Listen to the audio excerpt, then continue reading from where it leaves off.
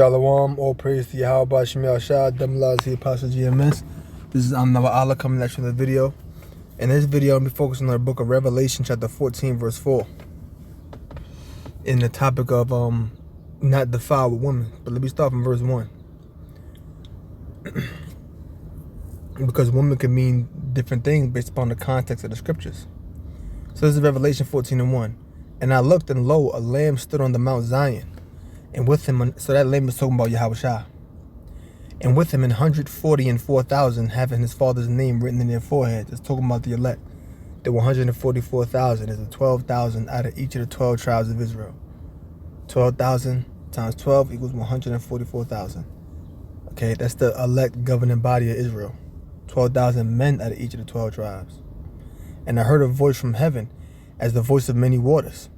And the tribes are Judah, Benjamin, Levi, Ephraim, Simeon, Manasseh, Gad, Reuben, Zebulun, Naphtali, Asher, and Issachar.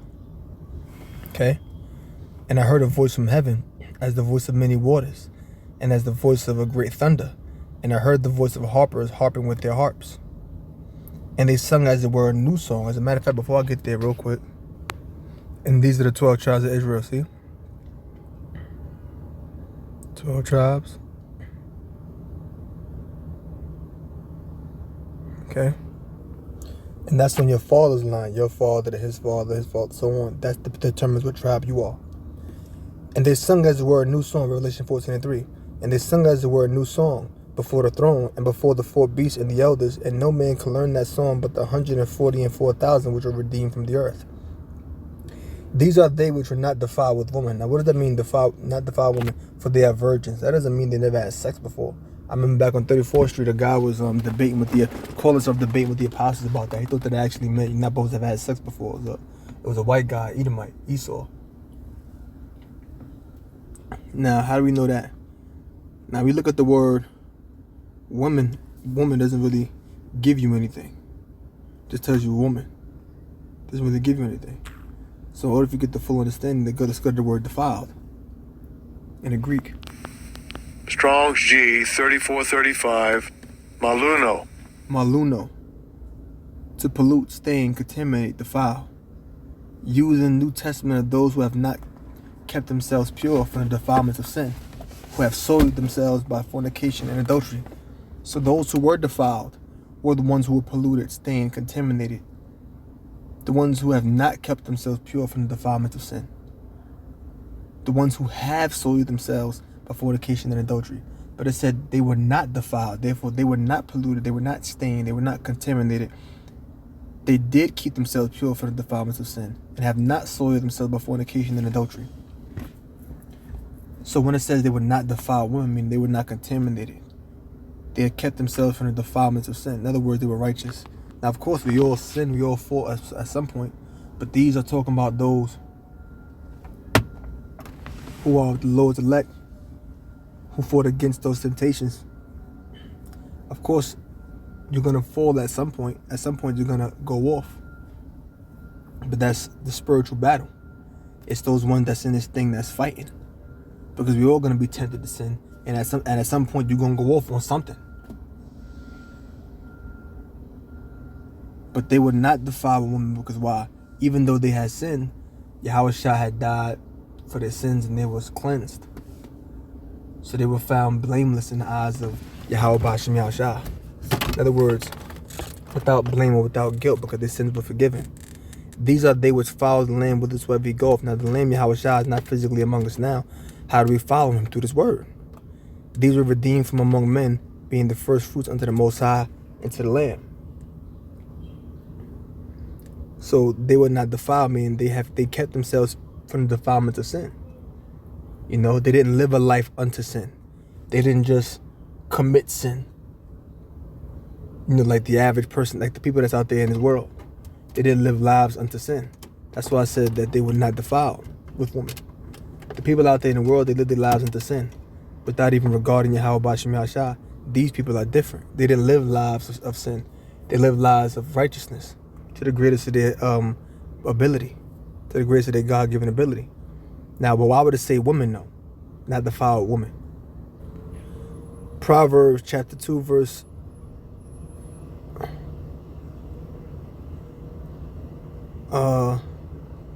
I'll start from verse 12. To deliver thee from the way of the evil man, from the man that speaketh froward things, who leave the paths of uprightness to walk in the ways of darkness, who rejoice to do evil and delight in the frowardness of the wicked, whose ways are crooked and they froward in their paths. Okay? So this is talking about wisdom, what wisdom does. When wisdom entereth into thy heart and knowledge is pleasant unto thy soul, discretion shall preserve thee, understanding shall keep thee. Then it went on to say, to deliver thee from the way of the evil man, from the man that speaketh froward things. So this is what wisdom and discretion does. I should have read those verses earlier. It just came to my mind. But let me get back to the last verse I just read. Last verse. Okay, verse 16. Last verse. I'm going to go from verse 15 again. Whose ways are crooked and they froward in their paths. To deliver thee from the strange woman, even from the stranger which flattereth with her words. Now, what is that talking about? That strange woman. That strange woman that flattereth with her words is not talking about an actual woman. It's talking about a philosophy. A false philosophy. A false knowledge. Another philosophy. In other words, anything that's outside the scriptures, that's known as a strange woman that flattereth with her lips. Why? Because a woman can be enticing. A woman can be alluring. A woman can be seductive, can seduce a man with her behavior, with her words. So this strange woman that flattereth with her words is talking about a false philosophy. And just as a woman can be seducing to a man, another philosophy, a false quote-unquote religion, could be seducing as well. And just as that woman could seduce that man to doing what she wants him to do, that philosophy, like a woman, could seduce that individual to following that religion, that belief.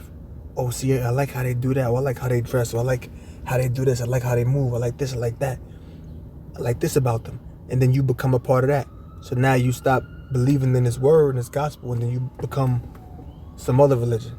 Or you start worshiping idols, false gods, or become a flat-out atheist, or evolutionary theories, or whatever. You know, theory of evolution, or whatever. You see? That's that strange woman that it's talking about, that flattereth with her words. Flattereth. Halak. Kalak. It just says to be divided, a sign, to be smooth, slippery, deceitful. See? Now this is Proverbs 15 and 16. Let thy fountains be dispersed abroad, and rivers of waters in the streets. It's talking about literal. In fact, from verse 15. Proverbs 5:15, drink waters out of thine own cistern, and running waters out of thy own well. So drink water out of your own cistern, your own well, and running waters out of thy own well. Don't go nowhere else to drink nobody else's water, drink your own. And the word is likened unto water. Ephesians 5:26, that he might sanctify and cleanse it with the washing of water by the word. There you go. So the word is likened unto water. One more verse on that. Psalm 119:9, wherewithal shall a young man cleanse his way? By taking heed thereof according to thy word. So you cleanse your way by taking heed to the word. Just as water physically cleanses your body, the word spiritually cleanses you. So it says drink waters out of thine own cistern. It's talking about your own knowledge, this word. Don't go nowhere else. Don't go somewhere and become part of this, believing in that God, believing in this God. No. Or this philosophy and that philosophy. And running waters out of thy own cistern. Let thy fountains be dispersed abroad, and rivers of waters in the streets. And that's where the apostles was teaching it. They was on the streets actually dealing with the people, you know, in face to face. Let them be only thine own, and not strangers with thee, not strangers' waters, or strangers of foreign wisdom or knowledge. Let thy fountain be blessed with and rejoice with the wife of thy youth. The wife of your youth is talking about the scriptures. That's the wife of our youth. Why is it comparing it to a woman?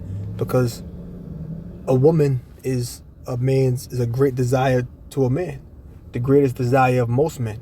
So that's how this word is supposed to be. You're supposed to greatly desire it, like a man desires a woman. So, and rejoice with the wife of thy youth. It says of thy youth. Why? Because this is something that you're supposed to be brought up from your youth up. Remember, train up a child in the way he should go, and when he's old, he should not depart from it. So it's supposed to be, you're supposed to be had this word, this reproof, this correction, this knowledge from the youth up. Okay, let her be as a loving hind and a pleasant roe, like a beautiful, like an animal. It's just comparing it to like a beautiful, like a deer-like creature. Supposed to be, in other words, supposed to look at it with beauty. Let her breast satisfy thee at all times. So I gotta go into detail on that. And also, breast is what gives nourishment. And be thou ravished always with her love. So it's this word, you're supposed to get into this word like you get into a woman. And wilt thou, my son, be ravished with a strange woman and embrace the bosom of a stranger? Will you be ravished with a strange woman and embrace the bosom of a stranger? Because what comes from a woman's bosom? Her milk, her breast milk. Wrote 1 Peter 2 and 2. As newborn babes desire the sincere milk of the word, that ye may grow thereby. So an actual baby gets milk from their mother and they grow. But as newborn babes, we desiring milk too, the sincere milk of the word, that ye may grow thereby. So this is what we grow spiritually with this word. So the woman is talking about another philosophy, another type of word from another belief system. You see that? So when it says they were not defiled with woman, meaning they were not defiled, they were not polluted, they were not stained with women or with other philosophies, other beliefs. They didn't say, oh, look, I'm going to become a Buddhist, or I'm going to become a Hindu, or I'm going to become a Muslim, I'm going to become this, that, and third, or even taking the Bible and believing in it how it's not supposed to be taught.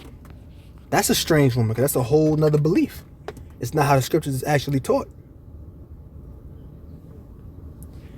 2 Peter 3 and 14. Wherefore, beloved, seeing that ye look for such things, be diligent that ye may be found of him in peace, without spot and blameless. See, without spot, without stain. Remember we went to the early lesson. We learned the word defiled in the Greek, maluno. Wherefore, beloved, seeing that ye look for such things, be diligent that ye may be found of him in peace, without spot and blameless. What are we looking for? The kingdom. Verse 13, it tells you. I'm going up. I just should have read this verse first, but I wasn't intending to. Nevertheless, we, according to his promise, 2 Peter 2, 3 and 13, look for new heavens and a new earth, wherein dwelleth righteousness. So since we're looking for that, whereof believe, seeing that ye look for such things, those things I just read, be diligent that ye may be found of him in peace, without spot and blameless.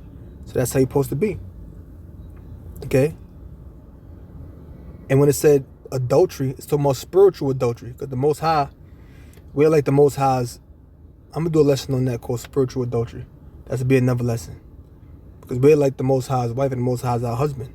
So if we go and we start believing in another God, we're committing adultery, but not physical adultery, spiritual adultery. That's in, you can read about that in Jeremiah, what's that, 6 and 2? You have like an injury to a comely and delicate woman. But I'm going to say that for another lesson. So with that, I'm going to close and say, oh, praise you. How about Shemel Shah? Double line to your Apostle GMS. I hope you brother learned something. Shalom.